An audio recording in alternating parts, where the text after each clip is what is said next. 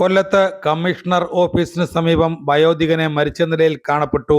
കൊലപാതകം ആണോ എന്ന് സംശയം. മുണ്ടയ്ക്കൽ സ്വദേശി രാജേന്ദ്രനെയാണ് മരിച്ച നിലയിൽ കാണപ്പെട്ടത്.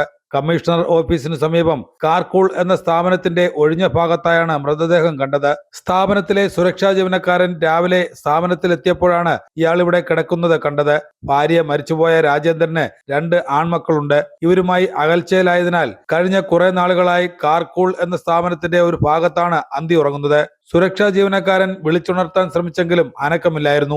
ശരീരത്തെ ചോരപ്പാടുകൾ കണ്ടതിനാൽ സമീപത്തുള്ളവരെ വിവരമറിയിച്ചു. അവരെത്തി നോക്കിയപ്പോഴാണ് കഴുത്തിൽ തുണിമുറുക്കി സമീപത്തെ കുഴൽക്കിണറിൽ കെട്ടിയ നിലയിൽ കണ്ടത്. പോലീസിൽ വിവരമറിയിച്ചതിനെ തുടർന്ന് സ്ഥലത്തെത്തി പരിശോധന നടത്തി. ഫോറൻസിക് വിഭാഗവും സ്ഥലത്തെത്തി വിവരങ്ങൾ ശേഖരിച്ചു. തുടർന്ന് പോലീസ് നടപടികൾ പൂർത്തീകരിച്ച ശേഷം മൃതദേഹം പോസ്റ്റ്മോർട്ടത്തിനായി പാരിപ്പള്ളി മെഡിക്കൽ കോളേജിലേക്ക് കൊണ്ടുപോയി. സംഭവത്തെക്കുറിച്ച് പോലീസ് അന്വേഷണം ആരംഭിച്ചതായി കൊല്ലം ACP അറിയിച്ചു.